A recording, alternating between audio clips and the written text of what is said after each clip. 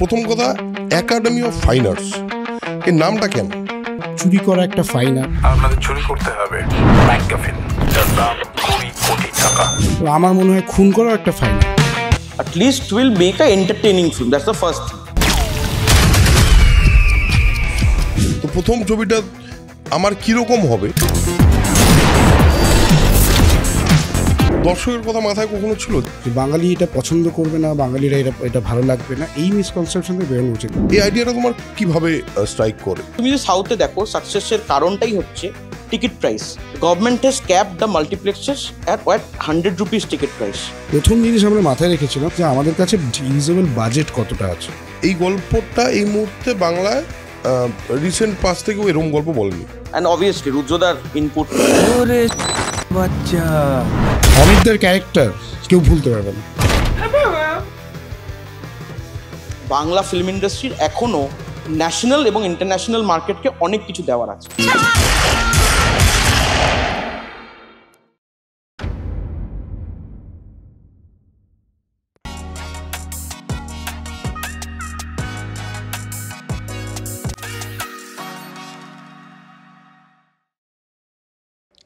So আজকে আমাদের সঙ্গে আছে দুজন অত্যন্ত অন্যরকম গেস্ট। অন্যরকম কেন বললাম, তার কারণ হলো জেনারেলি এখানে একজন গেস্টের সঙ্গে আমি কথা বলি, আজকে আছে দুজন।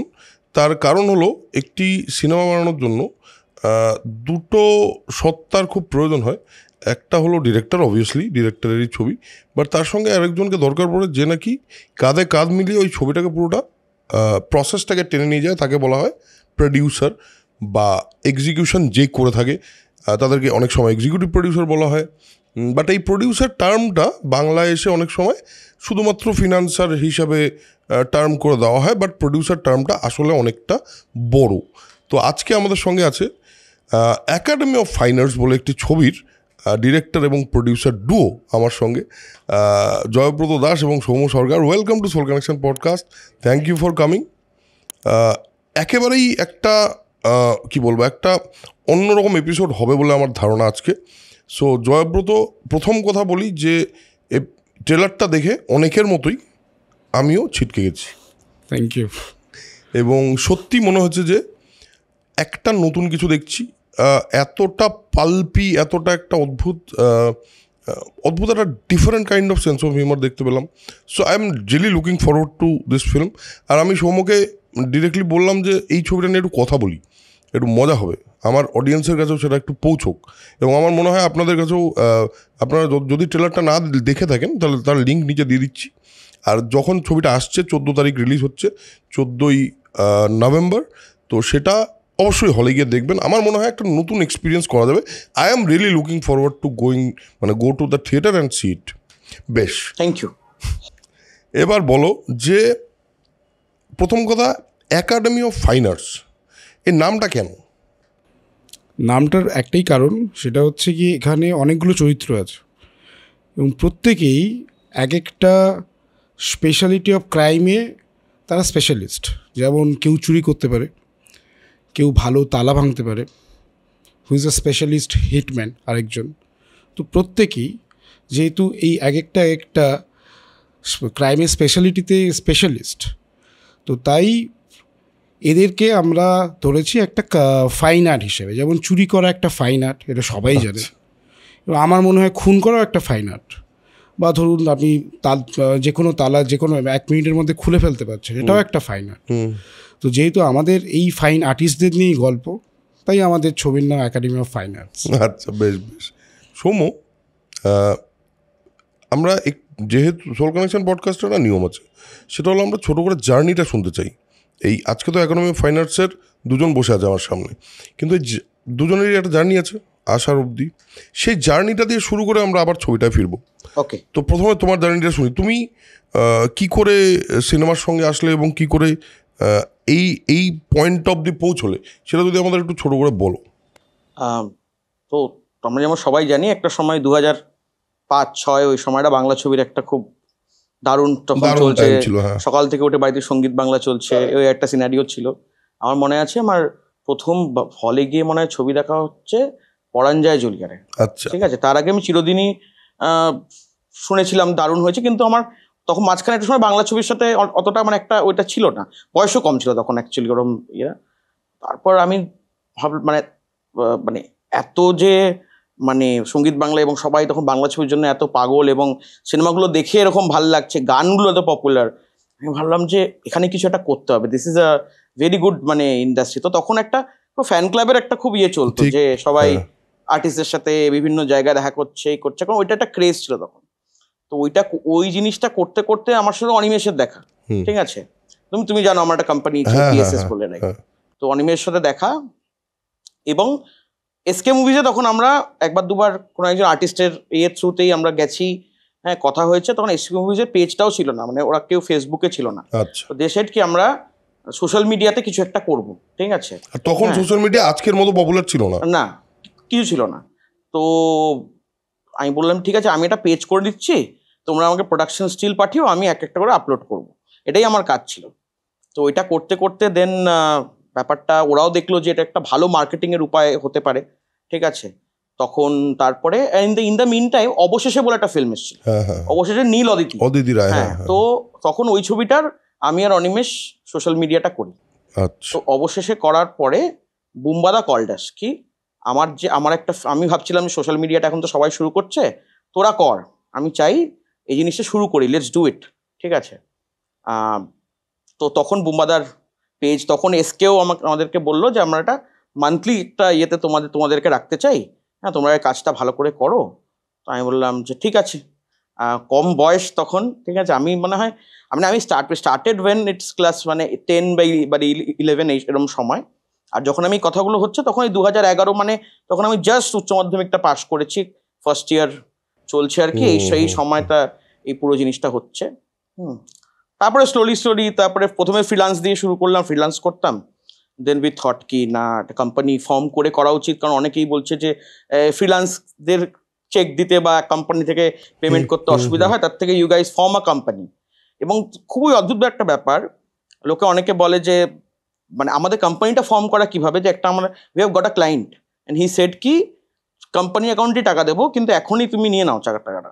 তো আমরা একটা কোম্পানির নাম ভেবে ইনস্ট্যান্টলি চেকটা লিখিয়ে নিই, তারপরে কোম্পানিটা তৈরি করি, হ্যাঁ তারপরে কোম্পানিটা তৈরি করি, তারপর গিয়ে চেকটা ফেলি। ভদ্রলোক আমাদের বলছে তুমি এখন চেকটা দিয়েছি তুমি ফেলোনি কেন? আমি বললাম যে না অ্যাকচুয়ালি আমার কাছে ছিল, আমি তো একটা অন্য জায়গায় চলে এসেছি, মোটামুটি সপ্তাহ 2-1 মধ্যে চেকটা ড্রপ করে দেবো, কোনো অসুবিধা নেই। তো this is how it all. তারপরে অবভিয়াসলি 2017-তে যখন সমান্তরাল প্রথম ছবি, সমান্তরাল অ্যাকচুয়ালি আমরা মাঝখান থেকে ঢুকি, we came in as a PR. Then আমাদের প্রজেক্টটা খুব ইন্টারেস্টিং লাগে অ্যান্ড উই থট কি আমরা হয়তো মার্কেটিং অ্যান্ড প্যাকেজিং করে এই জিনিসটাকে, কারণ সমান্তরালের যে মেন প্রডিউসার ছিল যারা ছিল হ্যাপি ক্রাউড ফিল্মস, তারা বেসিক্যালি নতুন ছিল, ঠিক আছে, একদম ফার্স্ট টাইম প্রডিউসার ছিল। তা আমাদের তখন অনেকটা এক্সপিরিয়েন্স এই ফিল্মের ইয়েতে আছে, ঠিক আছে। কারণ আমরা ওদেরকে বললাম ঠিক আছে তাহলে আমরা একটা কো প্রোডাকশনে তোমাদের সঙ্গে যেতে চাই, যেখানে আমরা পুরো প্যাকেজিং এবং ইন্ডাস্ট্রি কানেকশন এবং পুরো জিনিসটা ম্যানেজমেন্ট অ্যারেঞ্জমেন্ট এই পুরোটা আমরা করব। এইভাবে অ্যাকচুয়ালি প্রোডাকশনে ঢোকা। আর প্রতীকের সাথে আলাপ ছিল, প্রতীকের সাথে আলাপ হওয়া জন্মে রেজা দিল বর, আবির সেনগুপ্তর ছবি, প্রতীক প্রডিউস করেছিল। তো তখন থেকে প্রতীকের সাথে আলাপ 2015 ইফ আই এম নট রং। তখন বম্বেতে মাঝে মাঝে গেলে ওর সঙ্গে দেখা হতো, সমান্তরাল রিলিজ করে, তারপর আমরা বম্বে যাই। বম্বে গিয়ে তখন প্রতীক বলে যে কিছুটা করতে চাই। তো আমি বলি ঠিক আছে তুমি বাংলায় কিছু করতে চাও, আমরা কিছু ডিরেক্টরের সাথে চেনাশোনা আছে, আমরা কথা বলবো। তো আমাদের এক বন্ধু এই কনভারসেশনটা রাত্রিবেলা তার সাথে করি, সে বলে যে আমার মনে হয় তোদের করা উচিত, you guys should come in to production, proper production মানে স্টার্ট টু ফিনিশ একদম। আমি বলি যে এটা আমরা পারবো না করতে, কারণ তখন তোমরা বেশ ইয়াং। এটা আমি তোমাকে বলছি 2017-18। হ্যাঁ, তো আমি ভাবছি যে এতটা টাকা দেখিনি, মানে এতটা টাকা যে হ্যান্ডেল করবো বা কি করতে হয় প্রডিউসারকে সেটাও জানি না, মানে কি করতে হয় আর কি। তো সে বন্ধু বলল তোরা পারবি করতে, ভাব একটুখানি। ডিনার করে সে বললো চল একটা জায়গায় যাব। তো হি টুক আস টু শাহরুখ খানের বাড়ির সামনে, হিউজ শাহরুখ খান ফ্যান, ঠিক আছে। তো বললো যে এইখানে দাঁড়িয়ে তোর কাছে প্রমিস করতে হবে যে তোরা এটা করবি, তোরা প্রোডাকশনটা করবি, আর আমি চাই তোরা এই বাড়িতে একদিন গাড়ি নিয়ে ঢুকবি সোজা, মান্নাতের সামনে দাঁড়িয়ে ছবি না, গাড়িটা নিয়ে বাড়িতে একদম সোজাসুজি ঢুকতে হবে, ঠিক আছে? বললাম ঠিক আছে। তাহলে তাকে বললাম যে সবই তো করবো, কিন্তু এই প্রোডাকশন এগুলো তো করতে পারবো না। বলে আমি জানি তো, আমি করবো। হ্যাঁ, তো সে আমাদের সাথে এখনো কাজ করে, সিধুদা আমাদের এক্সিকিউটিভ প্রডিউসার, ঠিক আছে? But this is how it is. মানে বাহ, নাইস। শাহরুখ খানের কথা শুনে এমনি আমিও শাহরুখ খানের মানে পাগলের মতো ভক্ত আর কি। মানে আমার এখনো যে কোনো মন খারাপ লাগা কিছু বা জীবনের আপস অ্যান্ড ডাউনস, আমি রাত্রিবেলায় শাহরুখ খানের ফিল্ম দেখে ফেললে সব সর্ট আউট হয়ে যায়। পরশুদিন আমি বোধহয় 750 বা 800 নম্বর বার দিলওয়ালে দুলহানিয়া লে জায়েঙ্গে দেখলাম। বাহ। হ্যাঁ, মানে আমি বম্বে যখন প্রথম যাই, আমার ফার্স্ট ছিল, এজেন্ডা ছিল মারাঠা মন্দিরে গিয়ে দিলওয়ালে দুলহানিয়া ডিজিএল যে পুরোটা দেখবো হলে গিয়ে। ওটা প্রথম কাজ করেছিলাম। তো শাহরুখ খান ইজ লাভ। তোমার জার্নিটা কীরকম জয়ব্রত? তুমি কিভাবে, কোথা থেকে, তোমার বাড়ি কোথায়, কোথা থেকে কিভাবে হলো ওই ব্যাপারটা? আমার বাড়ি কলকাতা থেকে বেশি দূরে না, 150 কিলোমিটার দূরে কাঁথি বলে একটা শহরে। তো বেসিক্যালি আমি যখন ছোটো ছিলাম আমার সিনেমা দেখতে খুব ভালো লাগতো। আমি প্রচুর সিনেমা দেখতাম, এবং সেটা হয়তো কিছু বয়সের থেকে বড়দের সিনেমাও দেখে ফেলেছি ছোটোবেলাতে। সেটা HBO, স্টার মুভিজ বলে চ্যানেল আসতো। তো আমি কার্টুন ছেড়ে সিনেমা দেখতেই পছন্দ করতাম, সেটা জেমস বন্ড হোক বা Jurassic park, anything I like. তো ছোটোবেলা থেকে এবং সিনেমার প্রতি প্রচুর একটা মানে অদ্ভুত একটা টান ছিল যে সিনেমা দেখবো। এবং আস্তে আস্তে ছোটোবেলা থেকে আমি ভাবতে শুরু করতাম যে আমি সিনেমা বানাবো। তো এবার সিনেমা বানাবো ভাবা এবং অ্যাকচুয়ালি সিনেমা বানানো, এটার যে কত বড় ডিফারেন্স সেটা আমি এখনও রিয়েলাইজ করছি, সেই প্রসেসটার মধ্যে দিয়ে যাচ্ছি। তো তারপর আমাদের একটা বন্ধুদের গ্রুপ ছিল, আর একটু বড়ো হওয়ার পর ধরো তখন ক্লাস 11-12 এরকম, একটা সদ্য হ্যান্ডিক্যাম কারুর একটা বাড়িতে কারুর বাবা কিনেছেন, তো সেই হ্যান্ডিক্যামটা নিয়ে 3-4 জন বন্ধু মিলে একটা সিনেমা তৈরি হবে। এবার শুটিংটা জানি, এডিটিং পার্টটা তখনও জানি না, যে শর্টটা তুলে যে এডিট করতে সেই পার্টটা জানি না। তো এবার শুটিং হয়েছে। তো তারপরে আমরা বসে ফিগার আউট করলাম যে এডিটিং কীভাবে হয়। তো সেই এডিটিং করার একটু চেষ্টা চরিত্র হলো। তো তারপরে আবার এইভাবে এই জিনিসটা কিন্তু আমরা কন্টিনিউ করেছি। ক্লাস 11 থেকে ফার্স্ট ইয়ার সেকেন্ড ইয়ার আমাদের ছোটো ছোটো করে কাজের পরিধি বেড়েছে, আমরা মিউজিক ভিডিও বানিয়েছি। তো I always wanted to make a film. এবং তারপরে যখন ক্লাস 12 হলো, তখন তার আগেই আমরা জানতাম যে আমাদের বন্ধুদের মধ্যে আলোচনা হয়েছিল যে কলকাতায় একটা ইনস্টিটিউট আছে, Satyajit Ray film and television institute. তো এখানে ফিল্ম মেকিং নিয়ে পড়ানো হয়। তো তখন ওইখানে ভর্তি হওয়ার জন্য কী করতে হয় সেটা আমার ওখানে ওয়েবসাইট খুলে আমি চেক করেছিলাম। তো সেখানে একটা ছিল যে গ্র্যাজুয়েট হতে হবে, আর তারপরে তুমি অ্যাপ্লাই করতে হবে, it's a post graduate thing. তো 12-এর পর আমি অ্যাকচুয়ালি সিনিয়রদের জিজ্ঞেস করি যে দাদা সবচেয়ে সহজে কীভাবে গ্র্যাজুয়েট হওয়া যায়, অ্যাকচুয়ালি জিজ্ঞেস করি।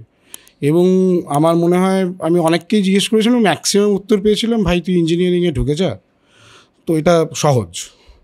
আমি তখন জয়েন্টে মোটামুটি একটা র্যাঙ্ক ছিল ঠিকঠাক, তো আমি ওটা দিয়ে ইঞ্জিনিয়ারিংয়ে ঢুকে যাই। এবং সত্যি কথা বলতে কি সহজ, ব্যাপারটা খুবই সহজ। এটা আমি জানি না অন্যরা কে কীভাবে নেবে, প্রচণ্ড সহজ। তো ইঞ্জিনিয়ারিংয়ে তারপরে ধরুন আমার 4 বছরের কোর্স। আমার মনে হয় আমি কলেজে গেছি 80 দিনের কাছাকাছি। ম্যাক্সিমাম টাইম আমি বাড়িতে থেকে সিনেমা দেখতাম, বা সিনেমা মিউজিক ভিডিও এই বানাচ্ছি, এখানে এই করছি, এটাই করছি।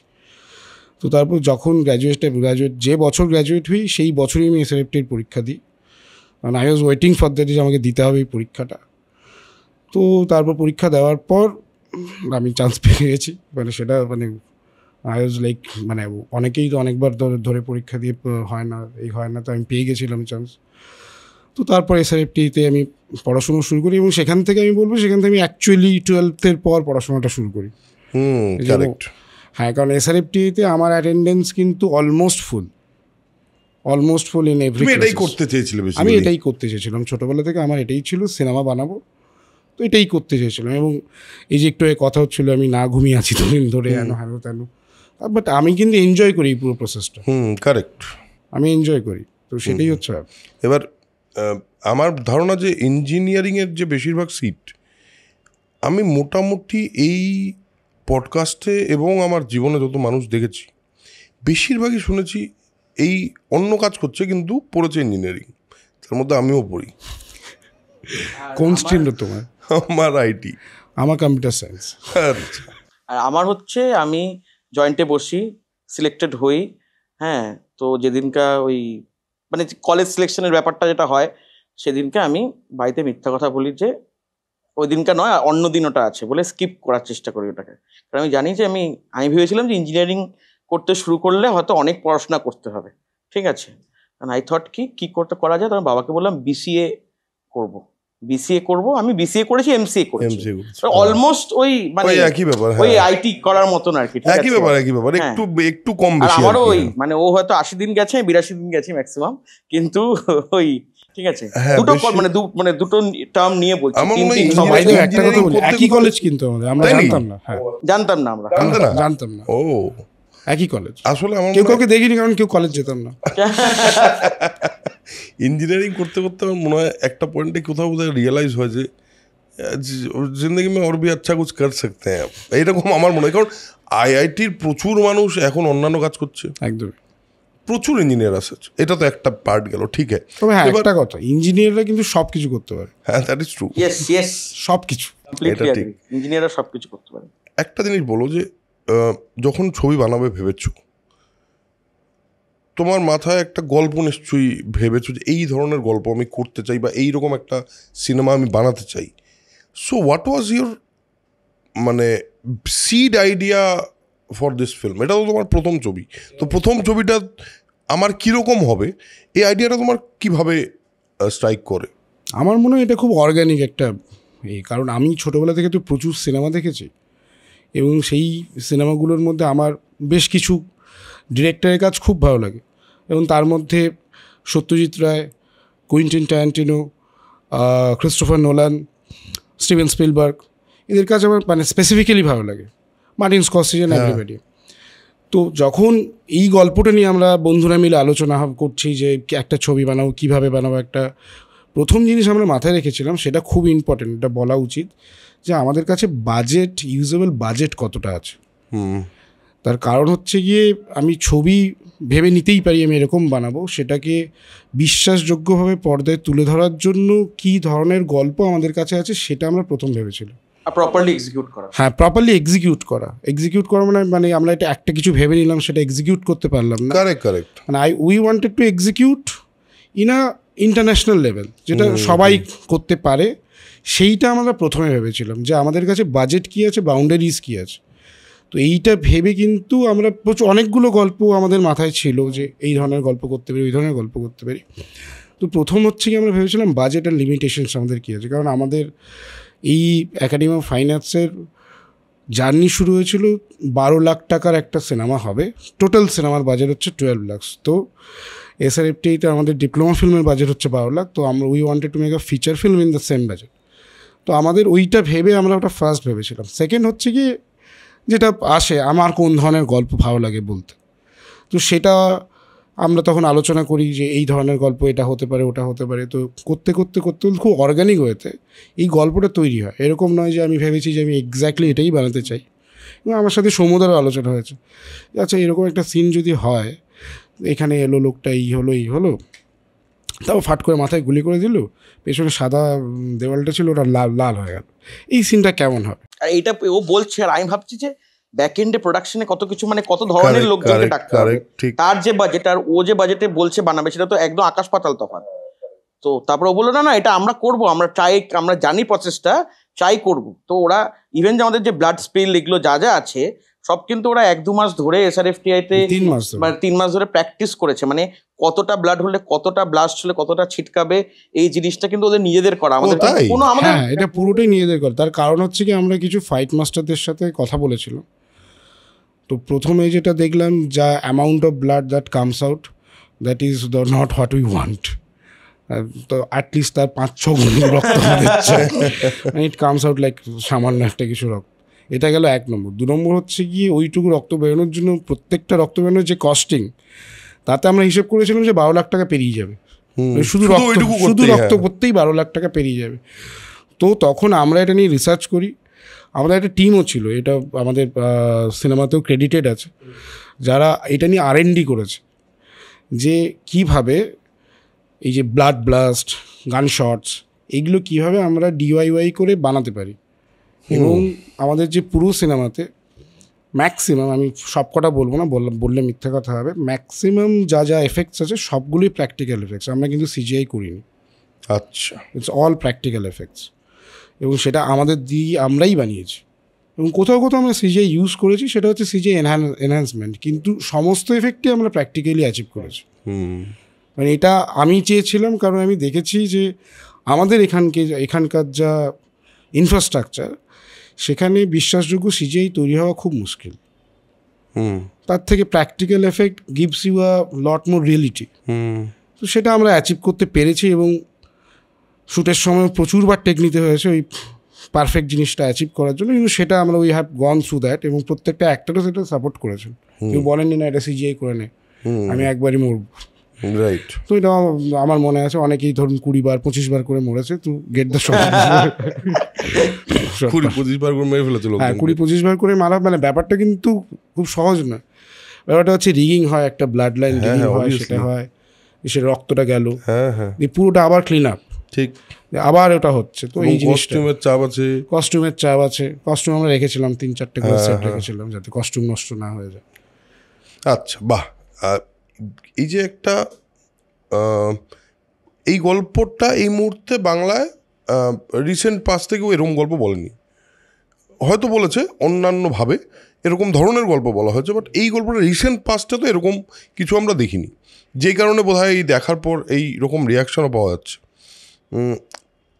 দর্শকের কথা মাথায় কখনো ছিল যে আমি একটা গল্প বলবো, সেটা তোমাকেও জিজ্ঞেস করবো, দুজনকেই এই প্রশ্নটার উত্তর দেবো, দর্শকের কথা কখনো মাথায় ছিল যে এটা দর্শক দেখবে তো বা দেখতে? হ্যাঁ, এটা ছিল মাথায়, এটা প্রথম থেকেই মাথায় ছিল, শুধু আমার না, গোটা টিমের মাথায় ছিল যে আমরা শুধু এরকম সিনেমা বানাবো না যেটা শুধুমাত্র ফেস্টিভ্যালে চলবে না, we wanted to connect to the audience. এবং এই সিনেমাটা দেখলে তুমি বুঝতে পারবে, এই সিনেমা যদি সমাজের যে কোনো স্তরের মানুষ দেখে, he can connect to them and he will enjoy the whole narrative. এবং সেটা আমাদের প্রথম থেকেই ছিল যে আমরা কিন্তু শুধুমাত্র ফিল্ম ফেস্টিভ্যালের জন্য বানাবো না, এটা সিঙ্গেল স্ক্রিনের দর্শকের কাছেও যেন এনজয়েবল হয়।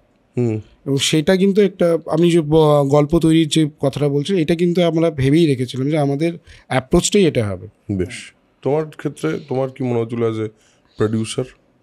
মানে এই ধরনের, মানে এত ব্লাড বা এত ভায়োলেন্স অডিয়েন্স কিভাবে অ্যাকসেপ্ট করবে? কারণ বাংলায় আমরা যখন ছবিটা বানাচ্ছি তখন যে ধরনের ছবি চলছে, তো আমি জানতাম যে একটা, তো অবভিয়াসলি নর্মালি যারা, তুমি হয়তো জানো যে ডিস্ট্রিবিউটাররা, আমি যখন ডিস্ট্রিবিউটারের কাছে যাব তখন সে কি কথা বলতে পারে আমাকে, যে কেন তুমি এই ধরনের করলে, বা আমরা তো এখন এই ধরনের জিনিস তো চলবে না, যা যা হয়ে থাকে, ঠিক আছে। তো সেগুলো আমি সবই আমরা জানতাম, বাট এটা ভেবেছিলাম যে at least will make a entertaining film, that's the first thing, ঠিক আছে। কারণ ছবিটা যদি এন্টারটেনিং না হয়, ঠিক আছে, তাহলে আমার হয় বাকি কোনো কিছুই আর কাজ করে না, ঠিক আছে।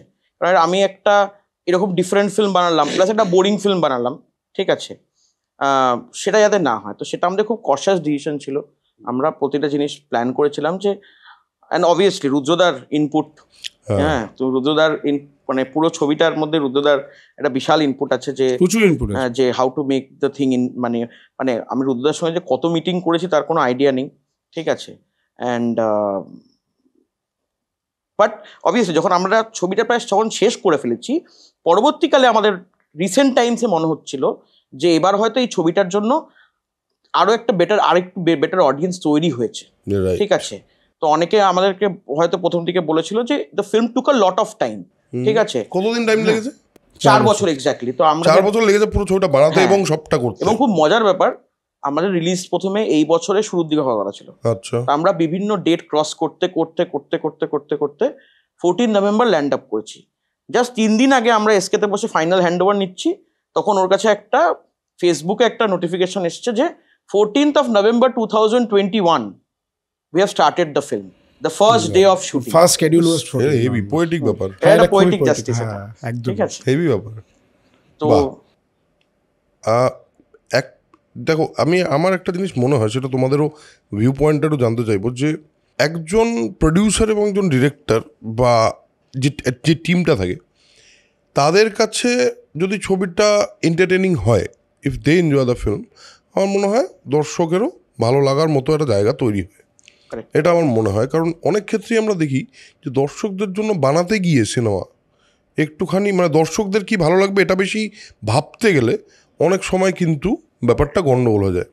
এটা আমি অনেক ক্ষেত্রে Correct. এবং দেখেছি। আমি এখন অবধি যা যা কাজ করেছি, আমার অ্যাকচুয়ালি দুটো জিনিস খুব মাথায়, যখন আমি কোনো ফিল্ম ভাবি যে আমি করব, ঠিক আছে, আর এই থটটা প্রতীকের সাথেও আমার অনেকটা মেলে, ঠিক আছে, যে এক হতে পারে যে আমার মনে হয় যে এই ছবিটা কি আমি টিকিট কেটে দেখতে যাবো হলে, correct, that is my first instinct. একদম।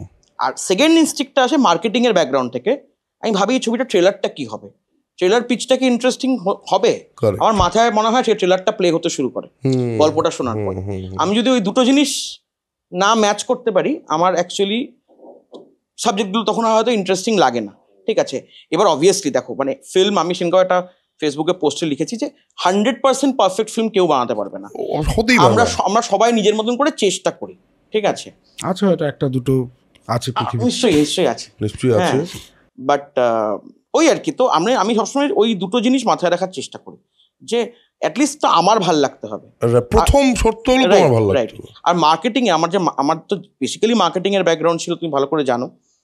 তো আমাদের একটা ফার্স্ট থিং যেটা ছিল যে তোমার কোনো কিছু কোনো কাউকে কিছু বিক্রি করবে, সেই প্রোডাক্টের উপর তোমাকে নিজে ভরসা করতে হবে, তাহলে তুমি বিক্রি করতে পারো। ইউ হ্যাভ টু নিজে বিলিভ ইন দ্য ব্র্যান্ড, কেনার মতো নিজে কেনার ইচ্ছেও থাকতে হবে সেই প্রোডাক্ট। রাইট, না হলে বিক্রি করা যাবে না। দেখো, আমার এটা সবসময় মনে হয়, আমি এটা পরে রিয়েলাইজ করেছি, অনেক আগে করিনি। আমি অনেক পরে আমার জার্নির যে সেকেন্ড পার্টটা, সেখানে এসে আমি অনেক বেশি রিয়েলাইজ করেছি যে সিনেমা মানে তুমি কোয়েন্টিন ট্যারান্টিনো নিশ্চয়ই ফ্যান, তোমার ছবি দেখে বোঝা যাচ্ছে। বিশাল বড় ফ্যান। হ্যাঁ, বোঝাই যাচ্ছে তোমার ছবি দেখে। কুইন্টিন ট্যারান্টিনো, রড্রিগেজ, হ্যাঁ একদম জন হু। একদম। এবার এই ট্যারান্টিনো একটি কথা, মানে উনি একটা কথা বলেছিলেন যেটা আমাকে খুব খুব হন্ট করেছিল। সেটা হলো যে যদি তুমি সিনেমা লেখো তাহলে first right it for your self, কারণ পৃথিবীর কারো ভালো না লাগলে একজন থাকবে হু লাভস ইট। এটা আমার মনে হয় যেটা খুবই ইম্পর্টেন্ট, খুব বড় কথা, বড় কথা। এবং ফাইনালি আমার মনে হয়, দেখো, কোনো কি ফর্মুলা আছে? তোমাদের কি মনে হয় কোনো ফর্মুলা আছে যেই ফর্মুলাতে হিট সিনেমা বানানো যায়? বলো। না, আমার মনে হয় না। There is no formula to it. আমার মনে হয় না। মানে অ্যাকচুয়ালি তোমাকে বলবো, ধরো আমি অনেকের কাছে একটা টার্ম শুনেছি, ফর্মুলা ফিল্ম। মানে তুমি এটা করে নাও, এটা করে নাও, এটা করে নাও, বা এই গল্পটা এখন চলছে, এটা করে নাও, কিন্তু সেটা আলটিমেটলি কোনো লাভ হয় না, ঠিক আছে। তো এফর্ট দিয়ে যে জিনিসটা হয় বা নিজের মন থেকে করলে আমি এটা বলছিলাম যে সেই জিনিসটা গিভস ইউ বেস্ট আউটকাম, ঠিক আছে। তো ফর্মুলা দিয়ে ফিল্ম হয় না, একদমই হয় না।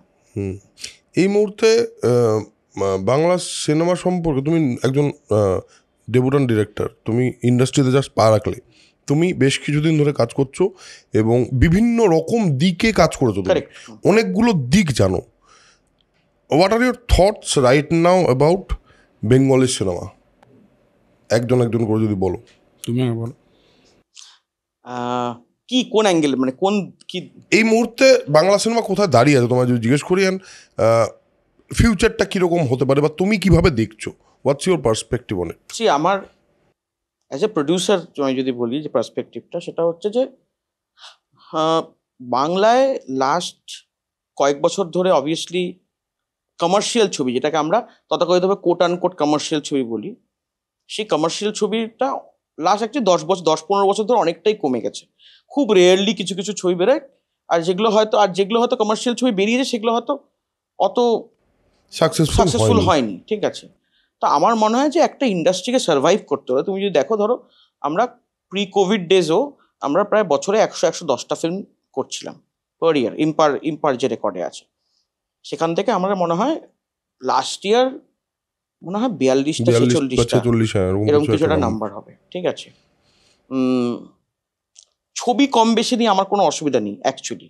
তার কারণ আমার মনে হয় যে ছবি ইন্ডাস্ট্রিতে কম হোক, ছবি ভালো হোক, ঠিক আছে।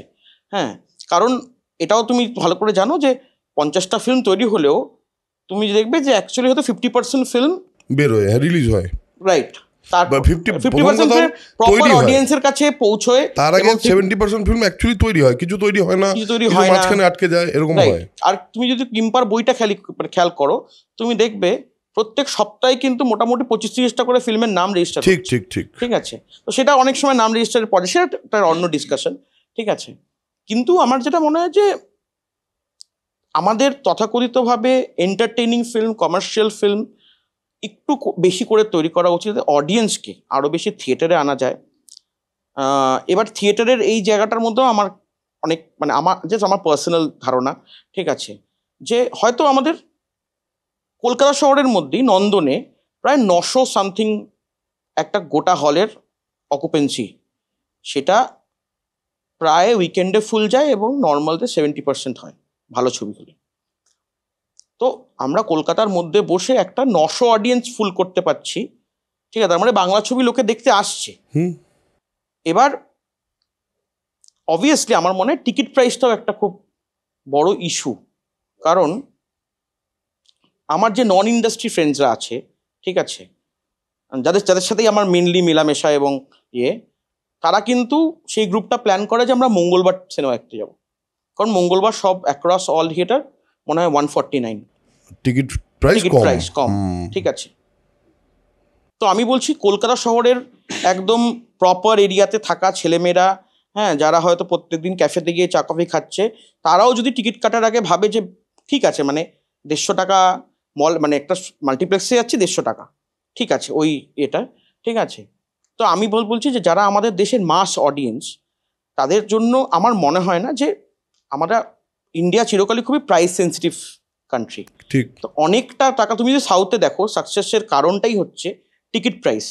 ইভেন আমি সেখানেও একটা দেখছিলাম কোনো গভর্নমেন্ট, আমি এক্স্যাক্ট খবরটা আমার মনে নেই, কিন্তু government has cap the multiplexes at 100 rupees ticket price, ঠিক আছে, যে এর ওপরে যাবে না, 100 বা 120 এরকম কিছু একটা ফিগার গভর্নমেন্ট ক্যাপ করেছে যে এর ওপরে যাবে না, ঠিক আছে। এবং আমি তোমাকে বলছি, তুমি যদি একটু স্টাডি করো যে কোনো ভালো, ধরো যে ছবিটা রিলিজ করে যেটা ছবিটা চলছে, তুমি দেখবে যদি ধরো নর্মাল একটা উইকেন্ডে যেখানে ধরো 250 টাকা 300 টাকার টিকিট, সকালবেলা শোতে, ধরো সকালবেলা শো ধরছি বা দুপুরবেলা শো ধরছি, যে অডিয়েন্স বসে আছে তুমি দেখবে মঙ্গলবার দিন অনেক বেশি অডিয়েন্স বসে আছে, ঠিক আছে। তার মানে যদি আমি টিকিট প্রাইসটা কম থাকে, হ্যাঁ, মানে এটা কিন্তু অ্যাকচুয়ালি মানে কোয়ান্টিটির গেম, এটা কিন্তু বেশি টাকা চার্জ করার গেম নয়, ঠিক আছে। এটা আমার পার্সোনাল ধারণা যে টিকিট প্রাইসটা কম হলে আরো বেশি মানুষ যাবে। হ্যাঁ, আমার না অনেকেই বলে যে আপনারা বাংলা ছবি ভালো হয়তো বানাতে পারছেন না, বাট আমি বলছি এই পুরো ইকোসিস্টেমটা চেঞ্জ হলে একজন প্রডিউসার আরো বেশি টাকা লাগাতে পারবে, একজন ফিল্ম মেকার আরো বেশি সময় দিতে পারবে, ঠিক আছে, আমরা অ্যাজ এন ইন্ডাস্ট্রি আরো বেশি এফোর্ট দিতে পারবো, ঠিক আছে। কারণ অবভিয়াসলি দেখো যত দিন আমরা কাজ করব, ধরো আজকে আমাদের মানে কি বলবো, একটা অ্যাভারেজ বাংলা ছবি সে ধরো 15 থেকে 17 দিন 20 দিন ম্যাক্সিমাম অবধি শুটিং হয়, ঠিক আছে। এটাই যদি তুমি 10 দিন বাড়িয়ে দাও, তাহলে তুমি কতটা অ্যাট ইজ শুট করতে পারবে এবং কতটা ডিটেলিং করতে পারবে, কোয়ালিটি অনেক বেড়ে যাবে, রাইট। তো আমার মনে হয় না এটা একটা অদ্ভুত সার্কেল, এই প্রত্যেকটা জিনিস যদি টিকমার্ক হয়, ঠিক আছে। Bangla as a language, obviously Bangladesh আছে বলে Bangla as a language is number 6 or 7, ঠিক আছে, তার মধ্যে বাংলাদেশে একটা পার্ট আছে, কিন্তু পশ্চিমবঙ্গে 10 crores প্লাস অডিয়েন্স এবং বাঙালি সারা পৃথিবী বিশ্বের বুকে অনেক ছড়িয়ে আছে, ঠিক আছে। আরেকটা আমার জিনিস যেটা মনে হয় যে কিছু একটা ভাবে আমরা যে কন্টেন্টটা মানে অনেক সময় কি হয়, সাপোজ আমরা 1 কোটি টাকা দিয়ে একটা ফিল্ম বানাচ্ছি আর আমরা মার্কেটিং বাজেট আছে 10 লাখ টাকা, এই জিনিসটা খুবই আমার মনে হয় ভুল। আমি একটা প্রোডাক্ট বানাচ্ছি 1 কোটি টাকা দিয়ে আর তার মার্কেটিংয়ে 10% টাকা খরচা করছি, এটা হতে পারে না। আমাদের মনে হয় মার্কেটিং ওয়াইজও আরেকটু ওয়াইড রিচ হওয়া দরকার। হ্যাঁ, এবার তুমি আমাকে জিজ্ঞেস করতে পারো তাহলে কি এখন যাদের কাছে টাকা আছে তারা কিন্তু ওয়াইড ইয়েটা করছে। এবার অবভিয়াসলি দেখো ওয়াইড রিচ, ভালো ছবি, ঠিক আছে, টিকিটের দামটা ঠিকঠাক, এই পুরো জিনিসটা একটা সার্কেল, এই সার্কেলটা যদি কারেকশন হয়, ঠিক আছে। আমি শিওর এখন স্টেট গভর্নমেন্ট অনেক চেষ্টা করছে, ইভেন যে এখন যে নতুন যে স্টেট গভর্নমেন্টের যেটা আছে যে বাংলা ছবি প্রত্যেকটা স্ক্রিনে চলবে, এইগুলো সিনারিওটা আস্তে আস্তে অনেক বেটার করবে বলে মনে হচ্ছে তোমার। আই এম হোপফুল কারণ আমি এইটা ছাড়া আমি কিছু করতে পারি না, আমি ফিল্ম বানানো ছাড়া কিচ্ছু কাজ জানি না, ঠিক আছে। আমাকে অনেক অনেক বন্ধুরা বলেছে যে তুই এটা করে নে, ওটা করে নে, একটু কনস্ট্রাকশন ভাব, একটু কন্ট্রাক্টারি ভাব। আমি এগুলো কিচ্ছু হবে না আমার দ্বারা, কারণ আলটিমেটলি সিনেমাটাকে ভালোবাসি, ঠিক আছে। আর আমার মনে হয় যে মানে বাংলা ফিল্ম ইন্ডাস্ট্রির এখনো ন্যাশনাল এবং ইন্টারন্যাশনাল মার্কেটকে অনেক কিছু দেওয়ার আছে। ঠিক। আর আমার মনে হয় এই হোপফুল থাকাটা, বিশেষ করে তোমার মতো ইয়াং প্রডিউসাররা যারা পরবর্তীতে আরও বেশি ছবি করবে, তাদের পক্ষে খুব জরুরি। আমি জয়প্রদার কাছে জানতে চাই, জয়প্রদ তোমার কি মনে হয়? আমার একটা অবজারভেশন আছে, সেটা হচ্ছে কি এই ছবিটা বানানোর 4 বছরের মধ্যে দিয়ে আমি প্রচুর প্রডিউসারের সাথে আমার পরিচয় হয়েছে। আমার মনে হয় যে আমরা বাঙালি অডিয়েন্সকে পিছিয়ে পড়া অডিয়েন্স হিসেবে ভাবি, যেটা ওনারা একদমই নন। আমার মনে হয় বাঙালি অডিয়েন্সরা প্রচণ্ড অ্যাডভান্সড অডিয়েন্স, এবং আমরা আমাদের অডিয়েন্সকে ভাবি যে এটা ওরা বুঝতে পারবেন না বা এটা ওদের জন্য নয়। কিন্তু আমি তো বাঙালি, আমার বয়সী যারা আছে তারাও বাঙালি, মানে বাঙালি মানে কিন্তু শুধু আমার মা বাবারা বাঙালি নন, আমরাও বাঙালি সবাই। এবং এই ধরনের প্রচুর বাঙালি আছে, তারা প্রচণ্ড অ্যাডভান্সড, এবং তারা শুধুমাত্র আজকে হিন্দি সিনেমা না, Bollywood cinema, Hollywood cinema, Korean cinema, সমস্ত ধরনের সিনেমা তারা দেখছে, রেগুলারলি দেখছে, আমিও দেখছি। কিন্তু আমরা সেগুলো দেখছি কেন? তার কারণ হচ্ছে কি আমাদের ওই জিনিসের যে উপস্থাপনা, সেটা দেখতে আমাদের ভালো লাগছে। কারণ আমি ধরুন কোরিয়ান কোনো একটা সিনেমা দেখলাম, সেখানে কি অভিনয় করছে তাকে আমি চিনি না, কাউকেই চিনি না, তার ডিরেক্টরকেও চিনি না, কিচ্ছু চিনি না। আমি একটা গল্প এবং তার স্টোরি টেলিং দেখার জন্য এই ছবিটা দেখছি। শুধু আমি না, প্রচুর বাঙালি আমি জানি আমার বন্ধুদের মধ্যে আছে, এবং আমি জানি তোমার দর্শকের মধ্যেও আছে, তারা দেখছে। এবং তারা দেখছে কারণ তাদের ভালো লাগছে বলে দেখছে তারা। তো তারা যদি ওই সিনেমা, বাইরের দেশের ওই সিনেমা দেখতে পারে, তাহলে আমাদের নিজেদের ভাষায় বানানো সিনেমা তারা দেখবে না কেন? আমার মনে হয় আমাদের একটা বড় মিসকনসেপশন আছে যে বাঙালি এটা পছন্দ করবে না, বাঙালি এই ধরনের ছবি পছন্দ করে। কিন্তু তাই যদি হতো বাঙালিরা তাহলে এগুলো দেখতো না। আমার মনে হয় আমাদের এই মিসকনসেপশন থেকে যারা মেকার্স, তাদের এটা বেরোনো উচিত যে বাঙালি এটা পছন্দ করবে না, বাঙালিরা এটা ভালো লাগবে না, এই মিসকনসেপশন থেকে বেরোনো উচিত। বাঙালি অডিয়েন্স আমার মনে হয় খুব অ্যাডভান্স অডিয়েন্স, এবং সেটা আমি সৌম্যদের সাথে আলোচনাও করছিলাম যে আমাদের এই অন্য ধরনের ট্রেলার যদি এতটাই খারাপ লাগতো, মানে এটা তো আমাকে ধরুন সৌম্যদার সাথে যখন পরিচয় হওয়ার আগেও আমি অনেকজনকে শুনিয়েছি, তারা বলছেন যে তুমি কি বলছো আমি বুঝতে পারছি না, এই ধরনের ছবি এখানে চলে না। আমি এই কথা শুনেছি, মানে রুদ্রদার সাথে পরিচয় হওয়ার আগে বিভিন্ন জনের কাছে গেছিলো, এই ধরনের ছবি এখানে চলে না, তো হয় না। কিন্তু আমি সৌম্যদাকে সেটাই বললাম যে দেখো, যদি না চলতো লোকজন তো বলতো যে এটা ফালতু ট্রেলার হয়েছে, এরকম ধরনের ছবি আমরা দেখতে চাই না। কিন্তু লোকেরা কিন্তু উল্টো কথাই বলেছে। তার মানে হচ্ছে কি আমরা কোথাও গিয়ে ভেবে রেখেছি আমাদের অডিয়েন্স পিছিয়ে পড়া অডিয়েন্স, সেটা একদমই নয়। তারা যথেষ্ট অ্যাডভান্সড অডিয়েন্স। কারণ আমার যেটা মনে হয়, আমি একটা পড়ছিলাম, বিভিন্ন বিজনেসের ব্যাপারে পড়ছিলাম, আমার মনে হয় ওপেনহাইমারের কলকাতায় যা বক্স অফিস, সেটা অনেক বাংলা ছবির থেকে বেশি বক্স অফিস। এবং Oppenheimer is a film is not meant for everybody, right? যদি তুমি স্ট্যাটিস্টিক্স দেখো, ক্রিস্টোফার নোলান ওপেনহাইমারের বক্স অফিস অনেক বাংলা ছবির থেকে বেশি বক্স অফিস করেছে। তার মানে আমি ধরে নিচ্ছি কিছু সংখ্যক হিন্দিভাষী মানুষ যারা কলকাতায় আছে তারা গিয়ে দেখেছে, বাঙালিরাও গিয়ে দেখেছে। এবং আমি নিজে ওপেনহাইমার 10 বার দেখেছি হলে, সেটা আলাদা ব্যাপার, কিন্তু প্রচুর বাঙালি গিয়ে দেখেছে। তো আমরা একেবারেই পিছিয়ে পড়া দর্শক নয়। আমার মনে এই কনসেপশন থেকে প্রথমে বেরোতে হবে, তাহলেই এই যে যারা ডিরেক্টররা আছেন, আমার মনে হয় আমার ডিরেক্টর বলবো না, আমি কিন্তু বলছি আমি মানে প্রডিউসার বলো, তুমি এক্সিবিটার ফ্রন্টে বলো, যাদের আমাদের কাজটা হচ্ছে বানানো, যাদের কাজটা হচ্ছে অডিয়েন্সের কাছে পৌঁছে দেওয়া। আমরা তুমি এটাও জানো যে আমরা কিন্তু অ্যাক্রস সবার কাছে এটা শুনেছি যে কর, কিন্তু বুঝতে পারছি না কি হবে, কারণ এই ধরনের ছবি তো চলে না। ঠিক আছে, না ছবি চলবে কি চলবে না সেটা মেরিটের উপর। আমাদের ছবি যদি বাঙালি দেখবে না, মানে এই ধরনের ছবি, না সেটা আমার মনে হয় কমপ্লিটলি মেরিটের উপর। আমাদের ছবির যদি মেরিট না থাকে তাহলে একাডেমি ফাইন্যান্স চলবে না। কিন্তু আমার মনে হয় যে আমাদের এখানে যে ডিরেক্টররা আছে তারা প্রত্যেকেই কেপেবল ডিরেক্টর। তারা যে ক্যাপাবিলিটিটা তারা হোল্ড করেন, তাদেরকে সেটা করতে দেওয়া হয় না।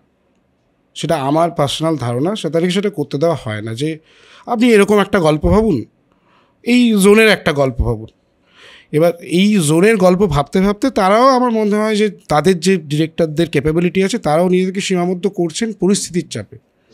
আমার মনে হয় যে যারা মানে আমার একটা জিনিস মনে হয়েছে যে দেখো, ধরো আমি অনেককেই বলি যে ধরো সোয়েটার, আমি কিন্তু আমার মনে হয় না যে আমি ওরকম আরেকটা রিস্ক জীবনে কোনোদিন নিতে পারবো। কারণ এত বছরের যে জার্নিটা আমাকে কিন্তু ইন্ডাস্ট্রি বিভিন্নভাবে আমার মাইন্ডটাকে কনসিডার করেছে। কারণ দেখো তুমি সোয়েটার যদি ভেবে দেখো, নতুন ডিরেক্টর, নতুন হিরোইন, নতুন মিউজিক ডিরেক্টর, নতুন প্রডিউসার, ঠিক আছে, মানে এতগুলো রিস্ক সবভাবে একসঙ্গে নেওয়া হয়েছে। এবার কি হয়েছে, ধরো ধীরে ধীরে যত আমারও ধরো বয়স বেড়েছে, এক্সপিরিয়েন্স বেড়েছে, এখন হয়তো যদি সোয়েটার কেউ নিয়ে আসে, আমি কিন্তু বানাতে গেলে হয়তো দুবার ভাববো যে আমি কি এতগুলো রিস্ক নেওয়ার জায়গাতে আছি, নাকি আমি এখানে একে প্লেস করব ওখানে, মানে যেটা এই কন্ডিশনিংগুলো কিন্তু আস্তে তৈরি হয়ে যায়। হ্যাঁ, এটা খুব অদ্ভুত জিনিস। হ্যাঁ, মানে আই এম শিওর কোনো মেকার বা কোনো প্রডিউসার হয়তো সেটা চায় না, কিন্তু মানে এই জিনিসটা আস্তে আস্তে চলে আসে, মানে একটা কন্ডিশনিং ঢুকে যায় যে তোমাকে এটা করতে হবে, নাহলে হয়তো ওইটা হবে না, তোমাকে এটা করতে হবে নাহলে ওইটা হবে না, এই জিনিসটা কিন্তু হয়। যেটা জয়ব্রত বললো, আমি রিসেন্টলি একজন প্রডিউসারের সঙ্গে আমার কথা হচ্ছিল, সেখানে একটা জিনিস কিন্তু আমি উল্টো শুনলাম, যেটা তুমি বলছো তার উল্টোটা শুনলাম।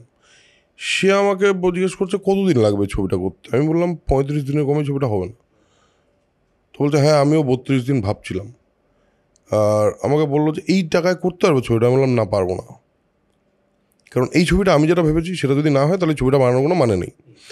অ্যান্ড দ্য প্রডিউসার বললো, এই কথাটা আমাকে কেউ বলে না কেন, কোনো ডিরেক্টর এসে উইথ দিস কনভিকশন, যে আমি যে ছবিটা বানাতে চাই সেটা না বানালে আমি বানাবো না। এটা আমার কোথাও একটা মনে হয়, দেখো এই যে আমাদের ইকোসিস্টেমটা, যেটা সৌম্য বলছিল, যে ইকোসিস্টেমটা, ওভারঅল ইকোসিস্টেমটা যত গ্রো করবে, ডিরেক্টরদের কিন্তু সাহসটা বাড়বে।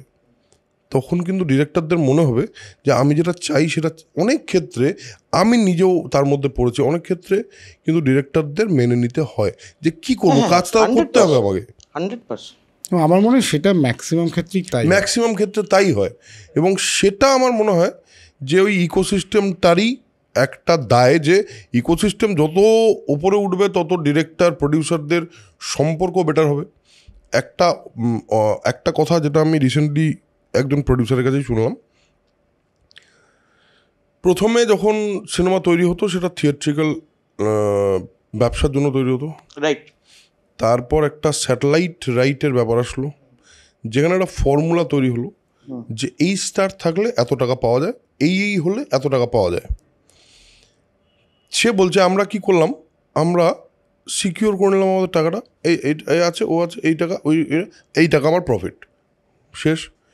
সিনেমাটায় মন দেওয়া কমিয়ে দিলাম, ফর্মুলাটায় মন দেওয়া শুরু করলাম।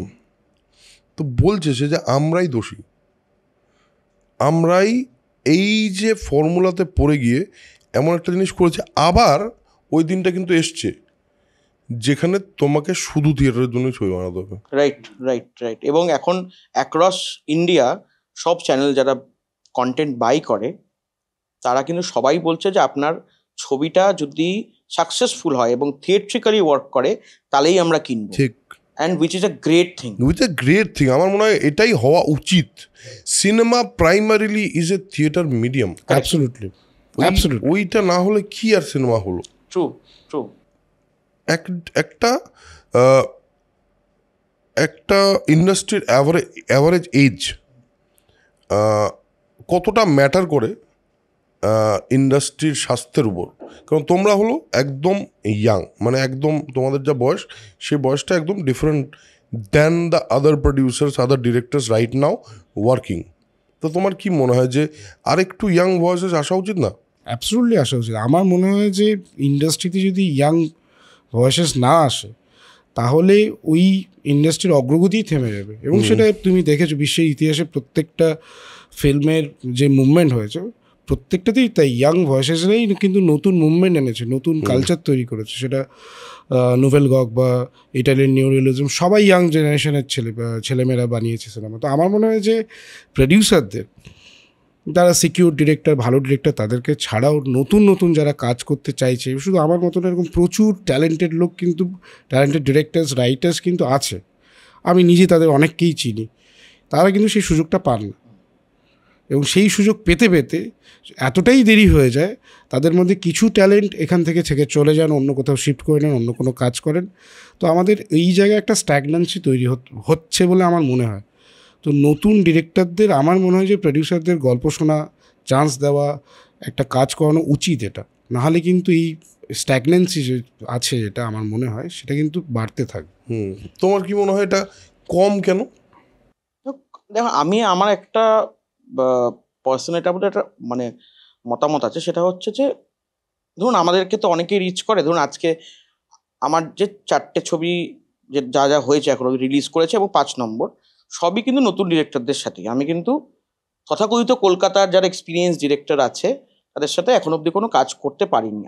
All my films are with new directors.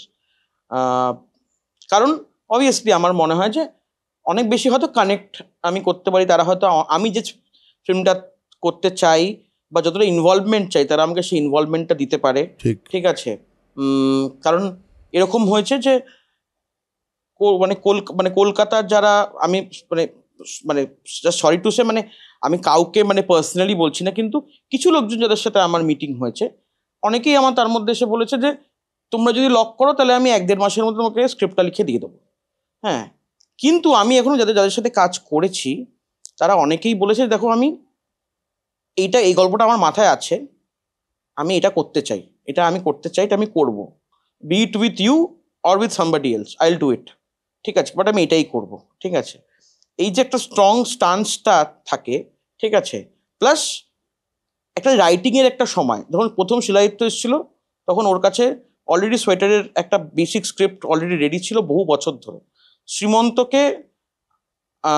সঙ্গে যখন দেখা যায় ওর মাথায় একটা জাস্ট গল্প ছিল যে আমি একটা গল্প করবো ভাবছি। ঠিক আছে, then he took approximately 3 years to write the film. ঠিক আছে, কারণ অবভিয়াসলি সবাই নিজের একটা কাজ করে, তার মাঝখানে সময় বার করে, you know how it is, and he stays in Bombay, তার খরচা এবং সব কিছু। হ্যাঁ, Joybrato has taken also a long time to shoot. ঠিক আছে, যে পুরো জিনিসটা আমি লিখবো, ভালো করে এক্সিকিউট করব, এই যে একটা টাইম। হ্যাঁ, আর অবভিয়াসলি প্রথম ছবি সবারই। হ্যাঁ, and for me also every film is like a new film or a first film. ঠিক আছে, তো ওই স্ট্রাগলটা সবসময় থাকে। এবার তোমাকে এটা বলছিলাম যে নতুনদের আশা নিয়ে হয়তো আমাকেও অনেকে রিচ আউট করার চেষ্টা করে, হয়তো আমি উত্তর দিতে পারি না, কিংবা তাদের সঙ্গে দেখা হয়ে ওঠে না। অনেকে হয়তো এই যেমন ধরুন এখন অনেকে আমাকে বলছে, কিন্তু আমি জানি আমার মেসেজ বক্সটা পুরো ভরে আছে, হয়তো আমি মানে এইগুলো শেষ করব, তারপর হয়তো আমি রিলিজের পর হয়তো 2-3 সপ্তাহ শর্ট করে তারপর হয়তো আমি মানে ইয়ে করবো। ঠিক আছে, কিন্তু আমি তোমাকে বলছি, হ্যাভিং সেড দ্যাট, আজকের দিনে কন্টেন্ট বানানোর খরচা ইজ ভেরি লেস। ঠিক আছে, আমাকে অনেক ডিরেক্টর বা অনেক নতুন ছেলে মেয়ে যখন এসে বলে যে আমি এটা ভাবছি, এটা করব, কিন্তু আমি এখনো কিছু করিনি। ঠিক আছে, আমার মনে হয় যে তারা যদি ছোট ছোট কিছু বানায়, আমি এটা কিছু দেখতে পারি, ঠিক আছে, then I will be very interested. ঠিক আছে, কারণ তোমার কাছে যদি আজকে একটা ক্যামেরা থাকে, তোমার কাছে যদি একটা কিছু বন্ধু বান্ধব থাকে যারা এই ইন্টারেস্ট, এবং আমি বলছি সোশ্যাল মিডিয়ার থ্রুতে তুমি সবাইকে কানেক্ট করতে পারো। ঠিক আছে, আমাকে সেদিনকে একজন টেক্সট করে বললো যে দাদা তুমি একটুখানি আমার সাথে বসো, আমি কাউকে খুব একটা চিনি না, একটু গাইড করো। আমি বললাম তুমি সোশ্যাল মিডিয়াতে আগে মন দিয়ে 1 মাস ভালো করে দেখো, তুমি বুঝে যাবে যে কে কার সাথে কাজ করে, কোন ডিরেক্টরের সাথে কোন এডিটার কাজ করে, কে কোন প্রোডাকশন হাউসে কাজ করে। এটা সোশ্যাল মিডিয়া দিয়ে পুরো, আমিও তাই করেই বুঝেছিলাম। ঠিক আছে, সোশ্যাল মিডিয়া দিয়ে ম্যাপিং করা যায় পুরো জিনিসটা। ঠিক আছে, আর আমি যেমন জয়ব্রতকেও দেখেছি যে ওরা কিন্তু মন্দারমণির সেই ইয়েতে মিউজিক ভিডিও করছে ওই হ্যান্ডিক্যাম নিয়ে এগুলো করেছিল। ঠিক আছে, ইভেন ধরো তোমার তথাগতের সাথে কাজ করেছি আমি, তথা ওয়াজ লাইক সেম, যে আমার কিছু লাগবে না, আমার ক্যামেরা আছে, আমি নিয়ে পড়বো মাঠে। ঠিক আছে, ওর প্রথম শর্ট ফিল্মটা ওর নিজের বাড়িতে শ্যুট করা। ঠিক আছে, উইথ অলমোস্ট নো টিম, 3-4 জনের টিম। ঠিক আছে, তো আমার মনে হয় এই প্যাশনটা দরকার যে আমি কিছু একটা করবো।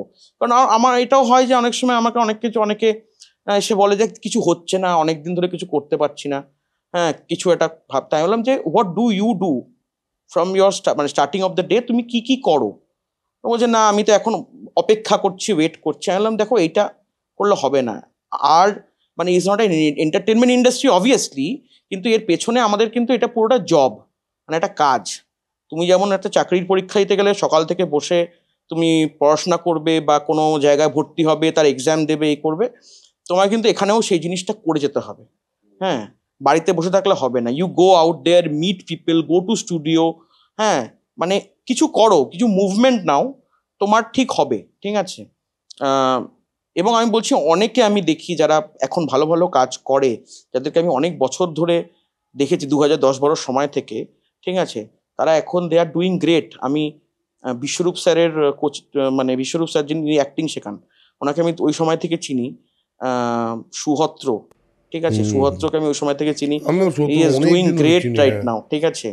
ওরা কত বছর ধরে কত time, Satyam I met Satyam, because আমরা চতুষ্কোণের পিআর ছিলাম। চতুষ্কোণে সৃজিতদার মনে হয় আমার এডিও না, মানে অবজারভার ছিল হচ্ছে সত্যম, ঠিক আছে।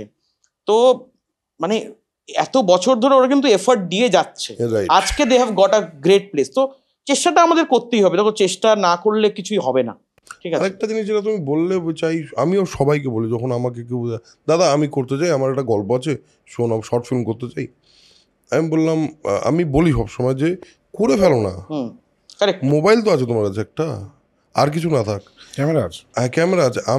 তুমি হ্যান্ডিক্যামের কথা বলছিলে, আমার মনে পড়ে গেল, আমার 2006-এর কথা বলছি, 2006-এ এত কিছু তো মানে টেকনোলজি তো ছেড়ে দাও, প্রিমিয়ার 1.5 ছিল তখন।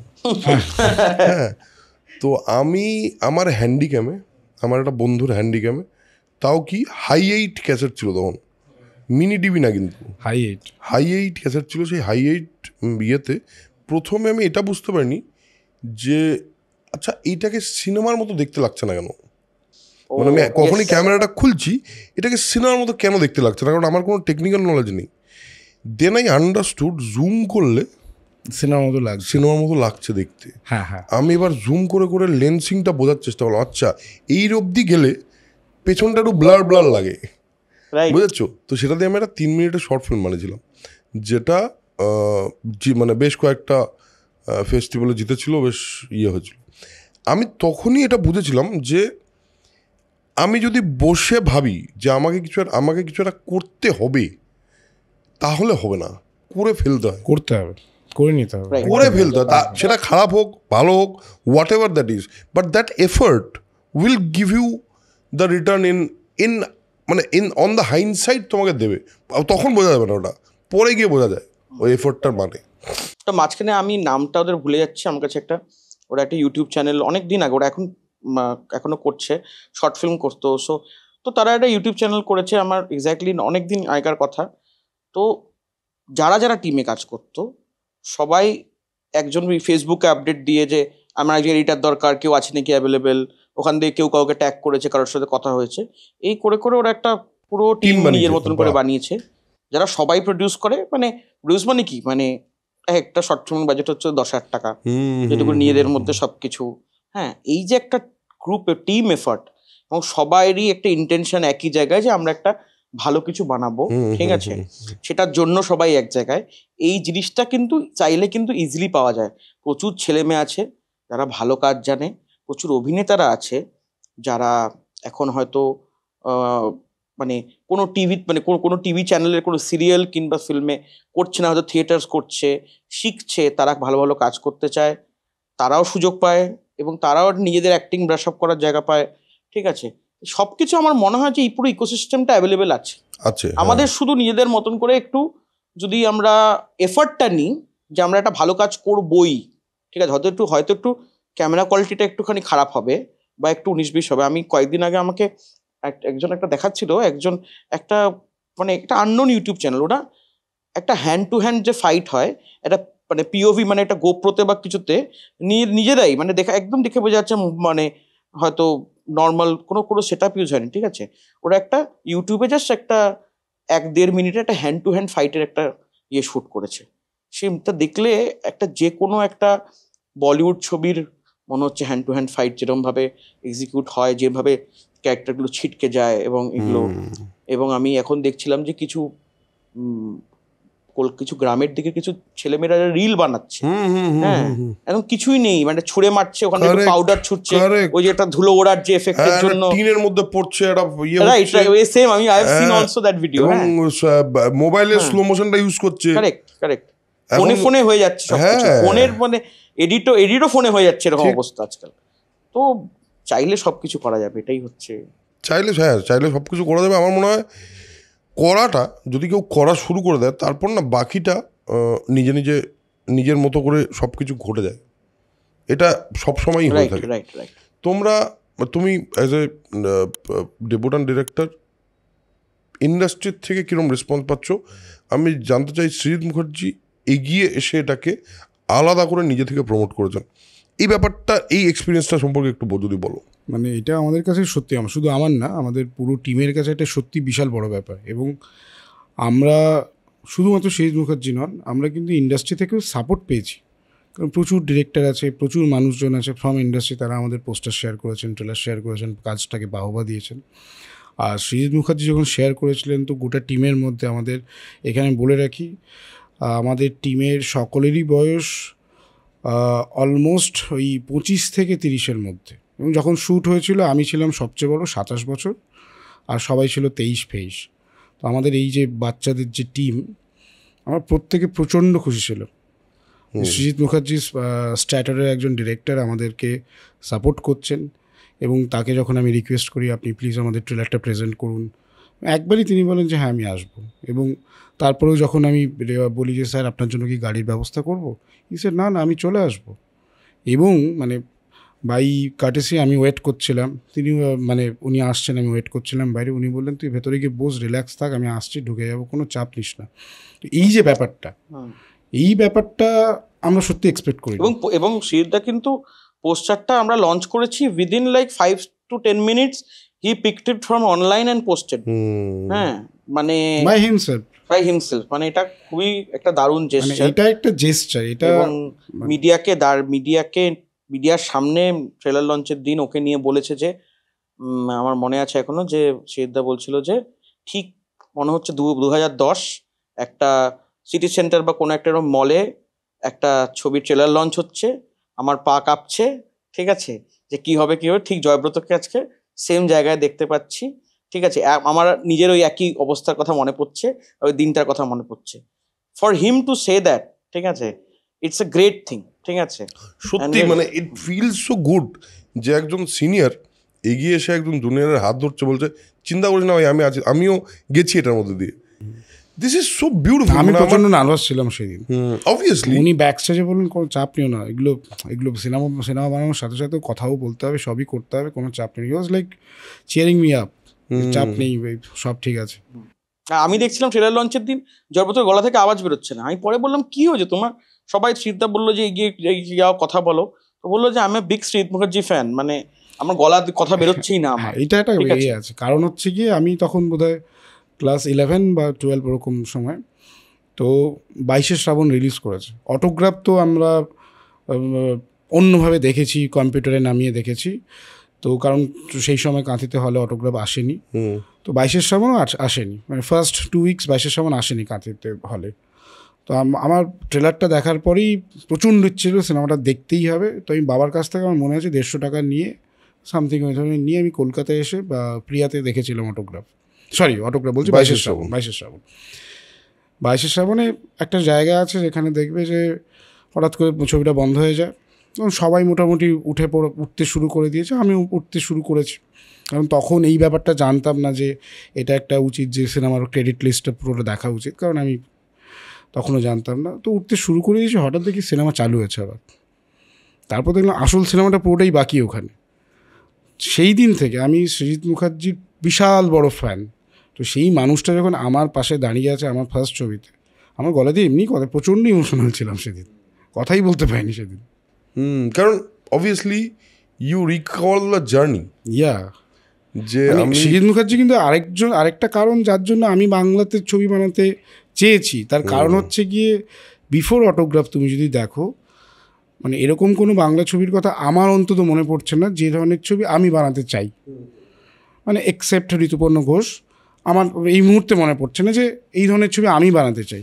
কিন্তু ঋতুপর্ণ ঘোষের যে জনরাটা, সেই জনরাটার সাথে আমি কানেক্ট করি না অ্যাজ আ মেকার। কিন্তু সৃজিত মুখার্জিকে দেখে মনে হয়েছিল হ্যাঁ এখানে নতুনদের জায়গা আছে, নতুন গল্প বলার, নতুন স্টাইলে গল্প বলার জায়গা আছে, এটা ছোটোবেলাতেই আমার মনে হয়েছিল। তো সেই লোকটা, তারপর ওই এফেক্টটা, তারপর ওটার জন্যই প্রচণ্ড ইমোশনাল হয়ে, এখনও ইমোশনাল হয়ে যাচ্ছে। আর সৃজিতদার কিন্তু আমার সাথে সৃজিতদার কাজ করার এক্সপিরিয়েন্স হচ্ছে, if I am not wrong, চতুষ্কোণের আগে মানে জাতিস্বর, কারণ তার আগে সৃজিতদা SDF এর ছবি করেছে, SDF এর নিজস্ব টিম আছে। জাতিস্বরের যখন মার্কেটিং হচ্ছে তখন রিলায়েন্স এন্টারটেনমেন্ট আর রানাদা, ঠিক আছে, মানে জেকেদা অ্যান্ড রানাদা বোথ সেট কি এটার সোশ্যাল মিডিয়াটা করতে হবে, রানাদার কাজ আমি করছি, ঠিক আছে। তো ওটা আমরা করি। তো তখন আমি দেখি যে একটা লোক, আমি খুব ভয় পেয়েছিলাম প্রথমে, কারণ প্রথমবার সৃজিত মুখার্জির সাথে কাজ কি হবে না হবে, হ্যাঁ, কারণ উনিও একটা তথাকথিতভাবে একটা সেট টিমের বাইরে বেরিয়ে কাজ করছে, অনেক নতুন লোকজন হ্যান ত্যান। তো আমি একটা আমার মনে আছে এখনো, চতুষ্কোণের জাতিস্বরের একটা গান ভুল আপলোড হয়, মানে গানের অডিওটা ভুল আপলোড হয়। তো আমি তখন রাত্রিবেলা উনি 4-5টা অবধি জেগে এডিটে বসে আছে। উনি আগে বাড়ি থেকে বেরিয়ে ওনার যে এডিটার ছিল প্রণয়কে উঠিয়ে নিয়ে স্টুডিওতে গেছে, ফাইলটা চেঞ্জ করিয়েছে, তারপর প্রণয়কে আর আরেকজনকে পাঠিয়েছে, হ্যাঁ, মানে ভোর 5টার সময় ওটা দমদমে এসছে সাউথ থেকে, আমি তখন দমদমে থাকি, ঠিক আছে। আর ততক্ষণ সৃজিতদা এরম না যে উনি ইনস্ট্রাকশন দিয়ে ঘুমিয়ে পড়েছেন, জেগে আছেন, হ্যাঁ, আমাকে বলছে তো আরেকটু কিছুক্ষণ থাক, জাস্ট চেঞ্জ করেই ঘুমিয়ে পড়, হ্যাঁ। আবার পরের দিন আমি সকালবেলা দেখছি 10টার সময় আমি উঠেছি, দেখছি গ্রুপে উনি 8:30 থেকে অ্যাক্টিভ, ঠিক আছে। তো এই যে একটা মানে অদ্ভুত একটা যে ওনার আছে, যে মানে লেগে থাকার একটা ব্যাপার আছে, খুব ইন্সপায়ার করে। উনিও খুব খুশি হয়েছিলেন একটা আমাদের সোশ্যাল মিডিয়াটা। আর চতুষ্কোণ আর ওই সময় ওইগুলো হচ্ছে আমাদের খুব টার্ন অ্যারাউন্ড প্রজেক্ট। তারপর থেকে আমাদের PR মার্কেটিং এর ফেসটাতে ঘুরে টাকাতে হয়নি, মানে এত ভালো ছিল, হ্যাঁ। তো আমি সবাইকে এখনো বলি, মানে কিছু ডিরেক্টরের সাথে কাজ করেছি আমি জীবনে, যেমন চ্যালেঞ্জিং তেমন আনন্দ দেয়। চ্যালেঞ্জিং না হলে তো আনন্দ, ওইটা একটা যারা কাজ করতে পছন্দ করে তাদের জন্য চ্যালেঞ্জটাই আনন্দ, ঠিক আছে। সৃজিতদা আমার এই পডকাস্টে এসে একটা জিনিস বলেছিল যে নতুনদের পাশে দাঁড়ানোর মধ্যে যে আনন্দটা আছে, এবং ও বলেছে, মানে সৃজিতদা বলছিল যে আমি অনেকবার করেছি এটা, this is not the first time, অনেকবার করেছে, বাট এটা আমার সামহাও মনে হয় যে এই ইন্ডাস্ট্রিতে যদি আরও বাড়ে, আরও যদি সিনিয়ররা আরও কিছু জুনিয়রদের খুঁজে বের করতে পারে, আরও কিছু জুনিয়রদের এগিয়ে দিতে পারে, তাহলে দিস ফিলস সো নাইস। মানে বাইরে থেকে দেখতে গেলেও, আমি তো ধরো ইন্ডাস্ট্রির ভেতরের একজন মানুষ, বাট আমি যদি দর্শক হিসেবেও দেখি, আমার ভালো লাগবে তো দেখতে যে একটা মানুষ একটা নতুন জিনিসকে এগিয়ে আনছে। বেশ, একদম শেষের পর্যায়ে আছি আমরা। শেষটা এটা দিয়ে করি যে একাডেমি অফ ফাইন আর্টস থেকে কি এক্সপেক্ট করবে দর্শক, from a producers perspective, from a makers perspective. আগে বলো। একাডেমি অফ ফাইন আর্টস থেকে দর্শকদের অনেক কিছু এক্সপেক্ট করা আছে, সেটা সিনেমা হলে গিয়ে দেখতে হবে। প্রথমত শুধুমাত্র এটা ভায়োলেন্স আছে, ব্লাড আছে, কুইন্টিন ট্যারান্টিনোর প্রতি আমার ট্রিবিউট আছে, এগুলো নয়। এগুলো ছাড়াও আমার মনে হয় দর্শকরা একটা নতুন ধরনের ন্যারেটিভ ট্রিটমেন্ট দেখতে পাবেন, সেটা থ্রু আউট দ্য সিনেমা প্রথম থেকেই আছে। যেমন এই সিনেমাতে আমরা, এগুলো একটু টেকনিক্যাল কথা বলছি, হ্যাঁ, যাই হোক, এই সিনেমাতে আমরা animation, live action, still photographs, এই তিনটেরই যে একটা ভিজুয়াল স্টোরি টেলিংয়ে যে উপাদান হিসাবে ব্যবহার করা যায়, সেটাকে আমরা ইউজ করেছি as a narrative progression, with photographs, with animation and live action.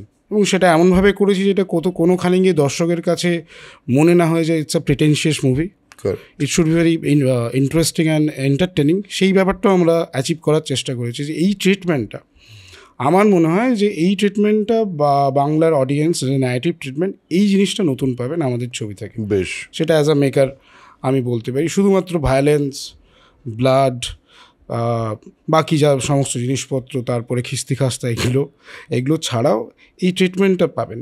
আর হচ্ছে যেটা পাবেন সেটা হচ্ছে কি, আমার যেটা মনে হয় যে আমি মেনলি স্ক্রিপ্টটা লিখেছি, এছাড়াও আমার টিম মেম্বার অর্ণব, বাণীব্রত এবং আরও কয়েকজন সবাই মিলে এই স্ক্রিপ্টটা তৈরিতে পুরোটা হেল্প করেছে।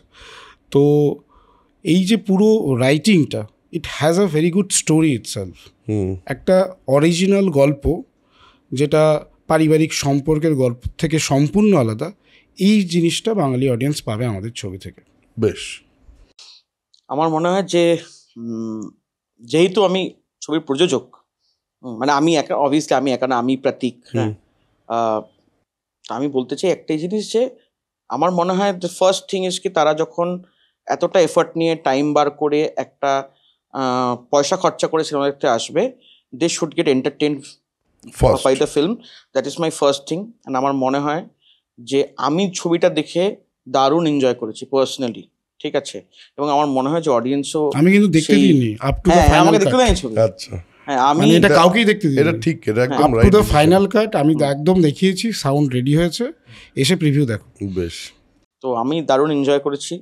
এবং ও আমাকে যে কথাগুলো প্রথমে বলেছিল যে দাদা প্রচুর রক্ত রক্ত, শুধু রক্ত রক্ত থাকবে, সেটাও আছে, ঠিক আছে, ভায়োলেন্স আছে এত, ঠিক আছে, অ্যান্ড অবভিয়াসলি পারফরমেন্স, রুদ্রদা, সৌরভ, ঋষভ, রাহুল দা, পায়েল, ঠিক আছে, অনুরাধা, হ্যাঁ, অমিতদা ইজ ফ্যান্টাস্টিক। এটা আমি বলে রাখি, অমিতদা কেউ ভুলতে পারবে না, অমিতদার ক্যারেক্টার কেউ ভুলতে পারবে না। বেশ বেশ, না আমি এটা মানে আমি যা বলতামই যে I am looking forward two 3 things specifically. One is গল্প বলার ধরনটা কী হবে, কারণ আমি দেখি ট্রেলার দেখে বুঝতে পেরেছি যে গল্প বলার স্টাইলটা একটু আলাদা।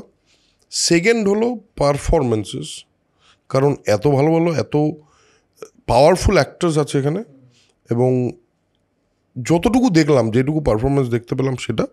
And third obviously entertainment. আমি মানে এই পুরোটা নিয়ে এন্টারটেনমেন্টই হয়, I am looking for entertainment. আর আবার আরেকটা জিনিস হচ্ছে যে আমার বাবার অনেক দিনের ইচ্ছা ছিল, আর বাবা খুব অ্যাকশন ছবি দেখতে ভালোবাসে, মানে একটু এরকম ভায়োলেন্স থাকবে, অ্যাকশন থাকবে। আমার বাবা বলেছিল তুই যে যা বানিয়েছিস এখন অব্দি, ব্যাপারটা ঠিক কি যে করছিস, ঠিক আছে, হ্যাঁ, এখন তো সব কিছুর হিন্দি ডাবিং আছে, হ্যাঁ। বাবা যেমন একদিন আমাকে প্যারাসাইটের, আমি দেখছি বাড়িতে ঢুকে দেখছি অ্যামাজন প্রাইমে প্যারাসাইটে হিন্দিতে দেখছি। বাবা বলছে দেখ একটা ঘরের মধ্যে কি সুন্দর একটা গল্প করলো, তোরা কিছু এরকম বানাতে পারছিস না, ঠিক আছে। তাই বাবাকে বললাম শোনো, ঠিক রেফারেন্স দিয়েছে, অ্যাকচুয়ালি তো ঘরের মধ্যেই পরিবারের গল্প, পরিবারের গল্প, কিন্তু মানে পারিবারিক গল্প, মানে আমার বাবা ইজ 60+, হ্যাঁ, মানে তিনি যখন এনজয় করছেন প্যারাসাইট, হ্যাঁ, জাস্ট ল্যাঙ্গুয়েজটা বুঝতে পারছে ডাবিং এর জন্য, তার মানে সবাই এনজয় করতে পারবে। না, অ্যাকচুয়ালি প্যারাসাইট কিন্তু প্রিডমিনেন্টলি দুটো ইন্টেরিয়রে শুট, আর Parasite is a very entertaining film, very entertaining, throughout entertaining film, and it's a mostly interior short film. হ্যাঁ হ্যাঁ, একদম দুটো ইন্টেরিয়র, একদম। তো আমি বাবাকে যা ফাইনালি বললাম যে এখন আমি একটা দারুণ জিনিস বানিয়েছি, তুমি যেরকম চাও, কিন্তু একটাই ব্যাপার হচ্ছে প্রিমিয়ারে তোমাদেরকে আমি নিয়ে যেতে পারবো না, এটা অ্যাডাল্ট ফিল্ম, তুমি আর মা আলাদা করে টিকিট বুক করে আমি দিয়ে দেবো, তুমি গিয়ে দেখে নিও, ঠিক আছে, বা তুমি তোমার বন্ধুদেরকে নিয়ে যেও, ঠিক আছে, কিন্তু আমার সামনে দেখা যাবে না। হ্যাঁ, যাই হোক, যেটা মানে ওর বাবা মা ওর সামনে দেখবে না, দ্যাট ইজ ডিফারেন্ট, বাট আপনাদের এরকম কোনো ব্যাপার নেই, আপনারা একা একা দোকা বন্ধুবান্ধব ফ্যামিলির সঙ্গে দেখার দরকার নেই, বন্ধুবান্ধব ইত্যাদি ইত্যাদি যেভাবেই হোক সেগুলো হলে গিয়ে দেখুন, নতুন একটা কাজ। আমার মনে হয় যেটা আমি এতক্ষণে বুঝতে পারলাম, I am really looking forward to it. আমার মনে হয় আপনারা যারা দেখবেন অবশ্যই এইটার নিচে এসে কমেন্ট করবেন কীরকম লাগলো, এবং যদি ভালো লাগে অবভিয়াসলি সেটাকে একটু ছড়িয়ে দেওয়ার দায়িত্ব একটু নেবেন, যেরকম আমি একটা দায়িত্ব নিয়েছি ছোট্ট, যে একটু এই সিনেমাটা নিয়ে একটু কথা বলি, যতজন মানুষের কাছে পৌঁছবে সেটা সবার জন্য ভালো, আলটিমেটলি বাংলা সিনেমার জন্য ভালো, ইন্ডাস্ট্রির জন্য ভালো, দর্শকদের জন্য ভালো। সো আজকের এপিসোড এখানেই শেষ করছি। Thank you so much, thank you so much. আমি তোমার পডকাস্ট প্রচুর দেখি, ঠিক আছে, আর তোমার এখানে আসতে পেরে I am very happy. Thank you for coming, আর thank you for being so candid, thank you for having us. মানে it was really my pleasure, কারণ আমার সত্যিই খুব ভালো লেগেছে, খুব genuinely I wanted to do this. আমি ওকে বললাম তোমার ফোন নাম্বারটা দাও, আমি ওকে ফোন করে বললাম চলো ইমিডিয়েটলি করে নি, কারণ খুব শিগগিরই রিলিজ হচ্ছে। তোমার সব পডকাস্টে তুমি শুরু করো কেমন আছো বলে, সেটা আমাদেরকে আজকে মনে হয় জিজ্ঞেস করোনি। সেটা যখন একজনের সঙ্গে কথা বলি, ও আচ্ছা, তখন আচ্ছা তুমি দুজনকে কেমন আছো একসাথে জিজ্ঞেস করবো, তুমি একরকম কেমন আছো উত্তর দেবে, ও একরকম উত্তর দেবে, ওই জন্যই ব্যাপারটা জিজ্ঞেস করবো। আমরা সবাই ভালো আছি, 14 তারিখে একটা ভালো সিনেমা দেখবো। একদম সবাই ভালো আছি, আরও ভালো থাকবো সিনেমাটা দেখার পর। গলা এবং কাশির জন্য সরি, যতটুকু ইন্টারাপশন হয়েছে, যদিও খুব বেশি হয়নি, শেষের দিকেই হচ্ছে। সো আজকের এপিসোড এখানে শেষ করছি, দেখা হবে পরের এপিসোডে। ততক্ষণের জন্য স্প্রেড নলেজ, স্প্রেড পজিটিভিটি, কারণ knowledge is power and positivity is Bangla cinema. Positive ব্যাপারটা এই মুহূর্তে মনে হচ্ছে আমার, Bangla cinema is very positive. Bangla সিনেমাটা অন্য কিছু আসতে চলেছে। সো হলে দেখা হচ্ছে 14 তারিখ। টাটা।